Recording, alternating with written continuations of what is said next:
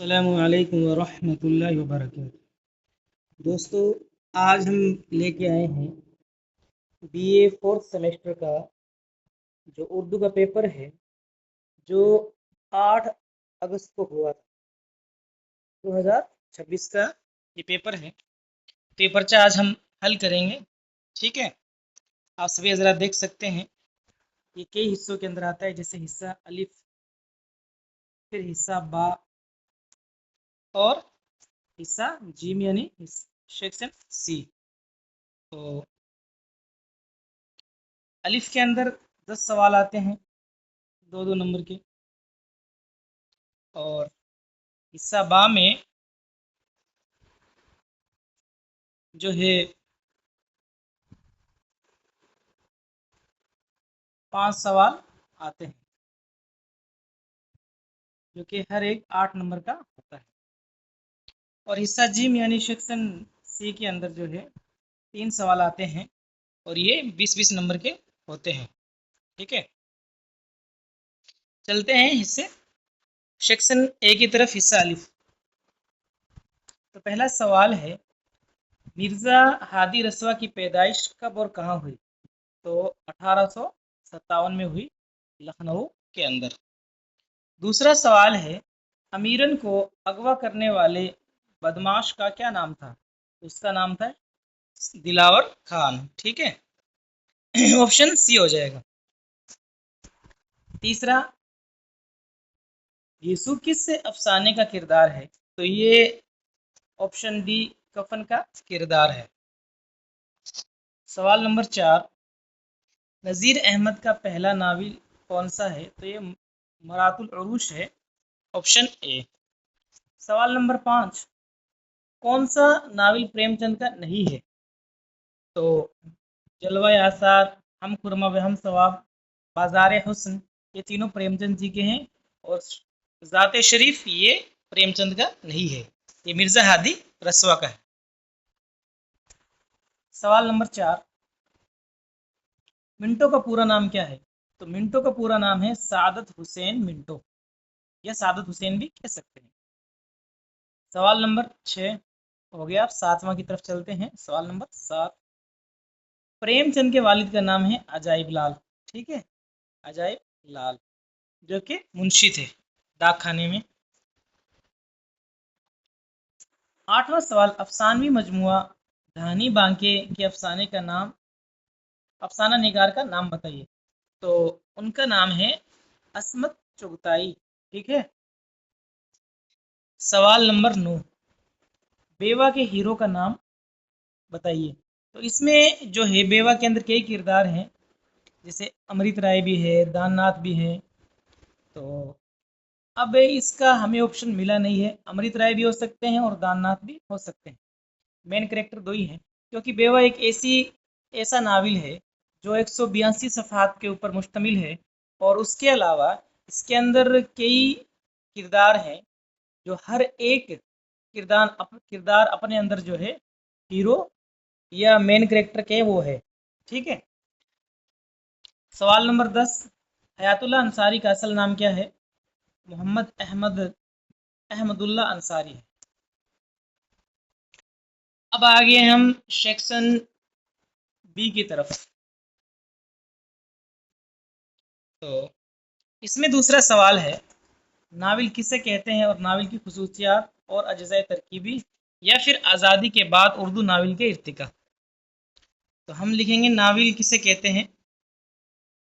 اب جو میں زوم کر کے اور جلدی جلدی آپ حضرات کو پڑھ کے سناتا ہوں، ٹھیک ہے، یہاں تک پڑھ کے سنائیں گے۔ پہلے، ناول ایک جدید صنف ادب ہے۔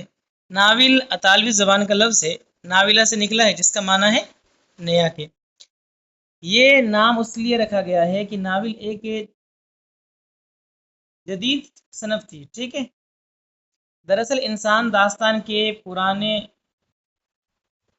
اور فرضی قصوں سے اکتا گیا تھا، لیکن جب اس نے وہ قصہ سنا جس میں حقیقی زندگی کا عکس نظر آیا، تو اس لیے نیا کے نام سے یاد کیا گیا، اور یہیں سے ناول کی ابتدا ہوئی۔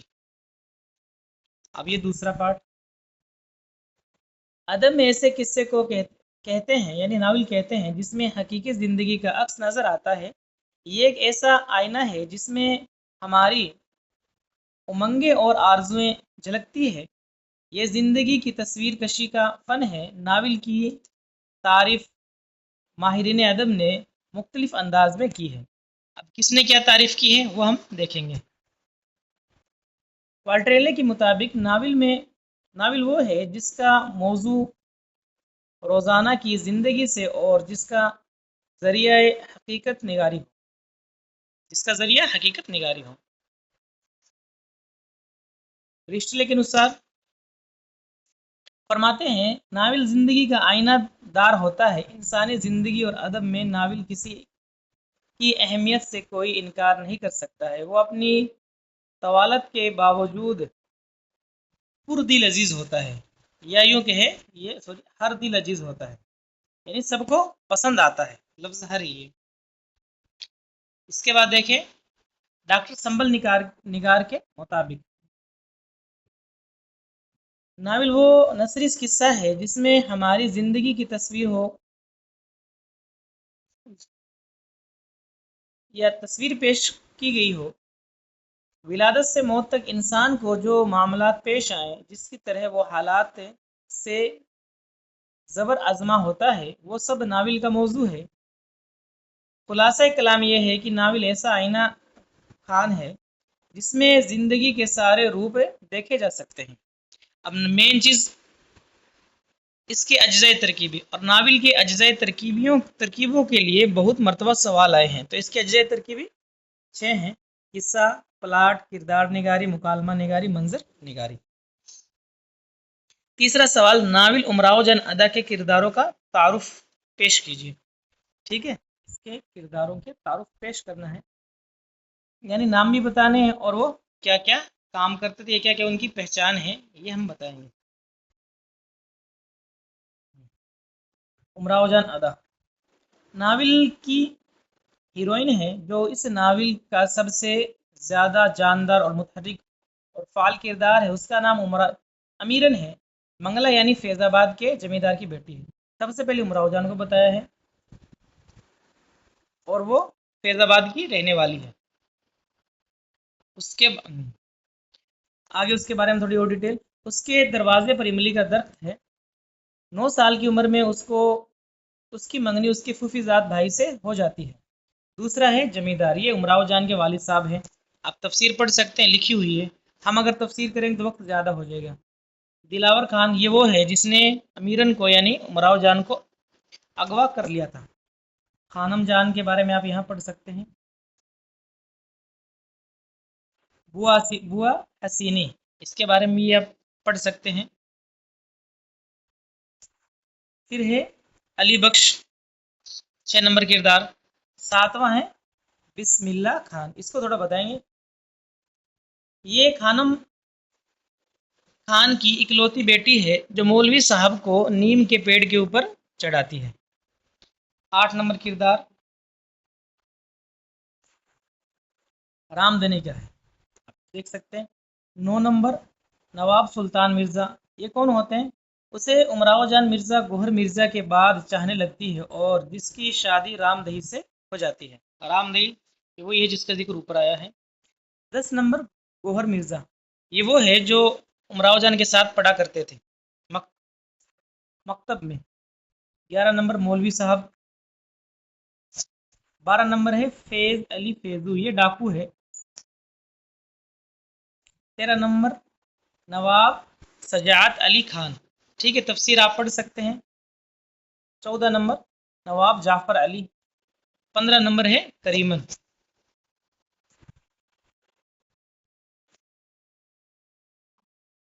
16 نمبر کردار ہے نصیبن، اچھا یہ کریمن واپس آ گیا۔ پھر 18 نمبر ہے کریم کا، ٹھیک ہے۔ 19 نمبر ہے خورشید خان۔ 20 نمبر امیر جان۔ 21 نمبر کردار بیگا جان۔ 22 نمبر فخر النساء بیگم۔ 23 نمبر راجہ دھیان سنگھ، اور 24 نمبر کردار ہے راشد علی کا۔ 25 नंबर है मीर औलाद अली का। तो ये किरदार हैं इसके। ठीक है। चौथा सवाल है अफसाना की फ़नी खसूसियात जो नाविल जो उसे नाविल और दास्तान ड्रामा से अलग करती है क्या है, तफसील के साथ बयान कीजिए।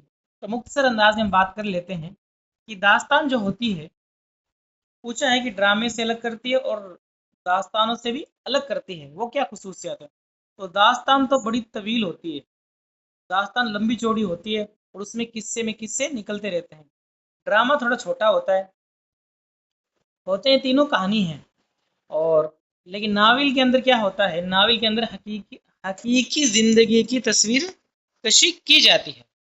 हम आपको थोड़ा दिखा देंगे यहाँ। ठीक है, मुख्तसर अंदाज के अंदर आप हज़रात इसको पढ़ सकते हैं। मुख्तसर अफसाना भी उर्दू नावल की तरह अंग्रेज़ी अदब की ज़ेर असर परवान चढ़ी है। ठीक है, अफसाना निगारी के बारे में बता रहे हैं। अच्छा पीछे देखेंगे। अच्छा ये मिस्टेक यहाँ ये हो गई कि ये अफसाना की खसूसियत पूछी है जो नावल से और दास्तान और ड्रामे से इनको अलग करती है, इन तीनों से अलग करती है। तो होती तीनों दास्तानें ही हैं, कहानी होती है, अफसाना भी कहानी है। लेकिन अफसाना में देखो क्या फ़र्क होता है। मुख्तसर अफसाना यानी उर्दू नावल की तरह अंग्रेज़ी अदब की ज़ेर असर ही परवान चढ़ा है। अफसाना है कि नसरी सनफ़ है, नई नसरी सनफ़ है, उसे मुख्तसर अफसाना भी कहा जाता है, जिसमें किसी कहानी को अफसाना अफसानवी रंग की फ़नी खसूसियात के साथ पेश किया जाता है। उसके साथ साथ उसमें ज़िंदगी की हकीकत की एक रुख मुख्तसर बयानी के साथ पेश किया जाता है। अफसाना को अंग्रेज़ी में शॉर्ट स्टोरी कहते हैं और ये सवाल एक मरतबा कंपटीशन एग्ज़ाम यानी फर्स्ट ग्रेड के एग्ज़ाम में भी आया था। शॉर्ट स्टोरी, अफसाना को अंग्रेज़ी में क्या कहते हैं, शॉर्ट स्टोरी कहते हैं। अफसाना निगारी उस मुख्तसर तहरीर में अपने ड्रामाई रंग से कहानी को उभारता है। अब हम इस सबको पढ़ के सुनाएंगे तो वीडियो बहुत ज़्यादा लंबा हो जाएगा, तो आप हजरात हम जूम कर देते हैं, आप हजरात इसको बारीकी से पढ़ लें और मिला लें आपने क्या किया है। ठीक है।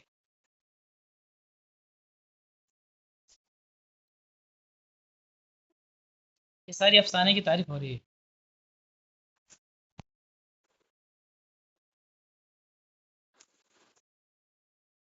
इसके अलावा अफसाने के अज्जा, अफसाने की अकसाम तो बाज़ किताबों के अंदर 3 दे रखी है और हमारे निसाब में 2 ही है, अलामती अफसाना और तजरीदी अफसाना।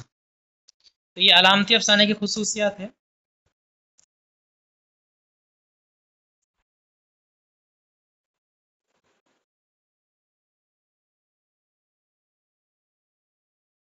और ये फिर तजरीदी जो है अफसाने की खसूसियात है।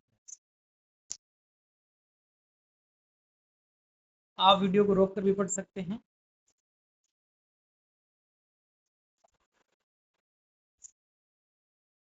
फिर अफसाने की किस्में ये 6 दे रखी है इन्होंने।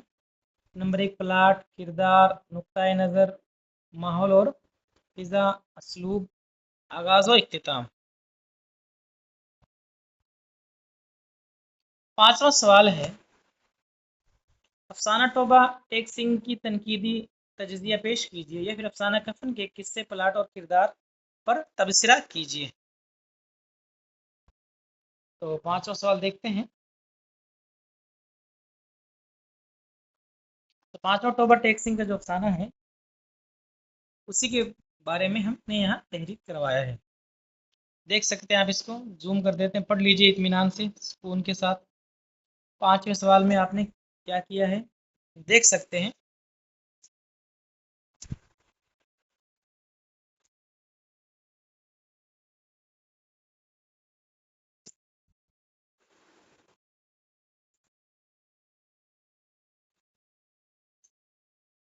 और यहाँ भी थोड़ा जूम कर देते हैं, ये देखिए, लेकिन सही वाकया। ठीक है, आप वीडियो को रोक के भी ये पढ़ सकते हैं। हम अगर पढ़ के सुनाएंगे तो बहुत ज़्यादा लंबा वक्त हो जाएगा।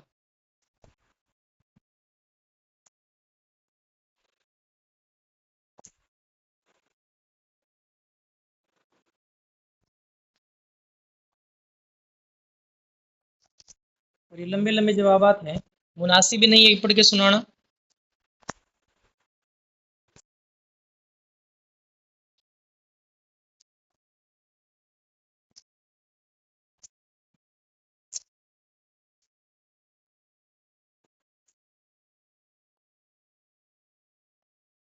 अच्छा, छठा सवाल है सेक्शन बी में, बस दो सवाल रहे, एक सवाल ही रहा है, छठा सवाल।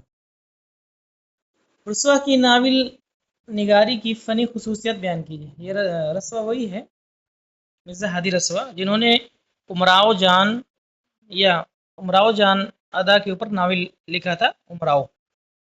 ठीक है, उस मुसन्निफिन की क्या खुसूसियात है आपको जो है गाइड के अंदर अच्छी तरीके से मिल जाएगी, 1 वीक सीरीज़ के अंदर तफसीलन मिल जाएगी, और तफसील होने की वजह से हमने उसको यहाँ जिक्र नहीं किया।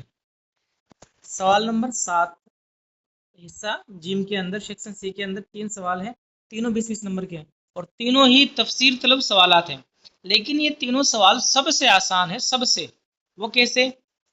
आप हजरात देख सकते हैं कि इक्तिबास में से किसी एक इक्तिबास की तशरीह सियाक़ो सबाक लीजिए। इक्तिबास दे रखा है, इसमें से सियाक़ो सबाक लिखना है और तशरीह लिखनी है। तो ये